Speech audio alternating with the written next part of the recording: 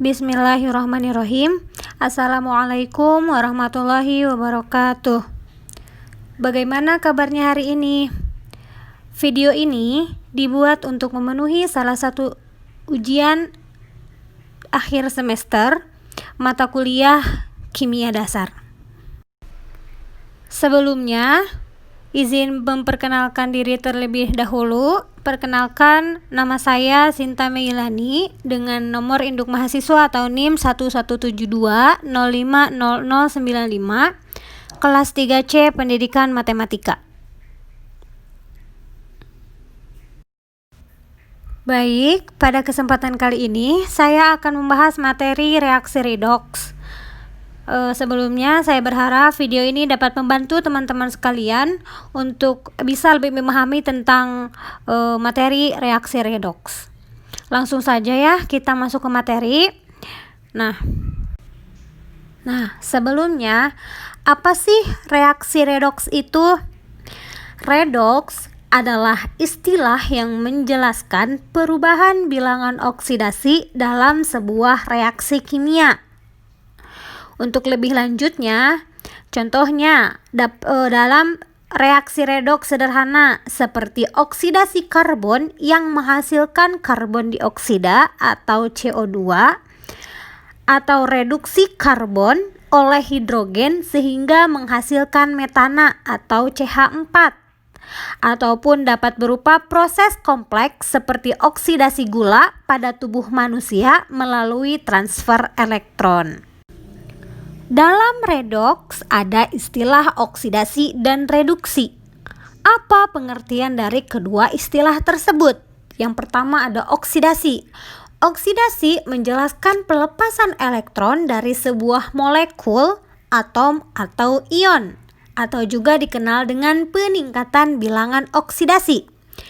Sedangkan yang kedua ada reduksi. Apa itu reduksi? Reduksi yaitu menjelaskan penambahan elektron dari sebuah molekul, atom, atau ion, atau juga dikenal dengan penurunan bilangan oksidasi. Kemudian ada yang disebut juga oksidator dan reduktor. Apa itu oksidator dan reduktor? Oksidator adalah senyawa yang memiliki kemampuan untuk mengoksidasi senyawa lain atau biasa dikenal dengan senyawa penerima elektron. Senyawa yang menerima elektron.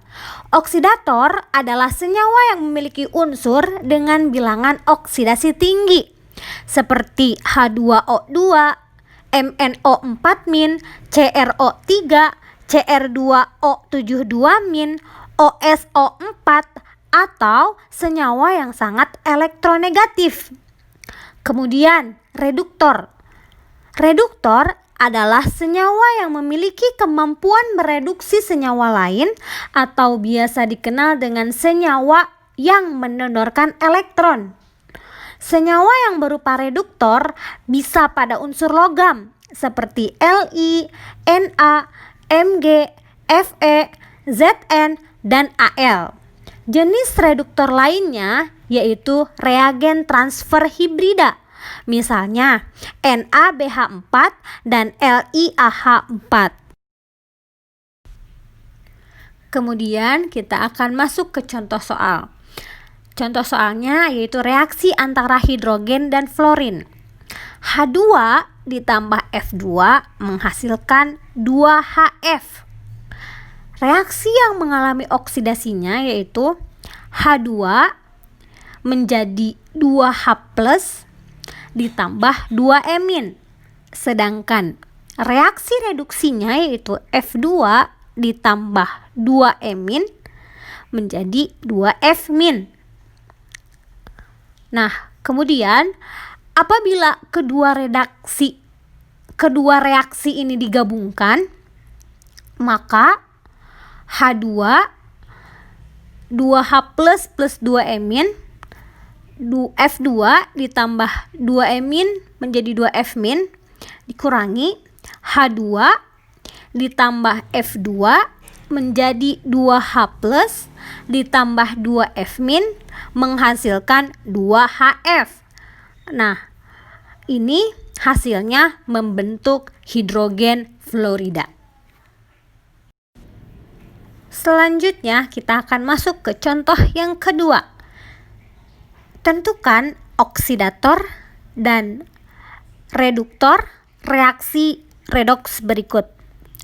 Ada K ditambah H2O menjadi KOH ditambah H2. Pembahasannya, K mempunyai bilangan oksidasi 0 dan H mempunyai bilangan oksidasi 1 dan 0 negatif 2. Kemudian dalam hasilnya K memiliki bilangan oksidasi plus 1, O negatif 2, dan H plus 1. Dan H2 bilangan oksidasinya 0. Berdasarkan bilangan oksidasi tersebut dapat kita tentukan mana yang reduktor, mana yang oksidator. Nah, K mengalami kenaikan biloks dari 0 menjadi plus 1, sehingga K ini disebut reduktor. Sedangkan H mengalami penurunan biloks dari plus 1 menjadi H atau 0. Nah, H ini disebut dengan oksidator. Selanjutnya kita masuk ke sesi latihan soal. Soal yang pertama ada setarakan reaksi tersebut dengan menggunakan biloks atau bilangan oksidasi HNO3 ditambah H2S menghasilkan NO plus S plus H2O. Dan yang kedua ada dari reaksi berikut mana senyawa yang mengalami oksidasi dan mana senyawa yang mengalami reduksi. Reaksinya C ditambah H2SO4 menghasilkan CO2 ditambah H2O ditambah SO2. Mari kita langsung saja masuk ke pembahasan atau penyelesaian dari soal berikut ya. Nah, penyelesaian pertama ada setarakan reaksi tersebut dengan menggunakan biloks HNO3 plus H2S menghasilkan NO plus S plus H2O. Pembahasannya ada langkah pertama menentukan unsur yang mengalami perubahan biloks yaitu N dan S. Langkah kedua yaitu harga biloks yang mengalami perubahan. HNO3 ditambah H2S menghasilkan O plus S plus H2O.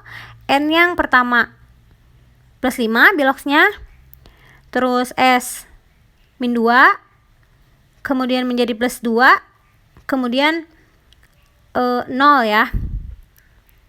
Selanjutnya langkah ketiga, unsur yang mengalami peristiwa reduksi dan oksidasi. Nah, kita bisa lihat langsung di layar di atas ya. Dari HNO3 ditambah H2S menghasilkan NO plus S plus H2O ini. Kita bisa lihat.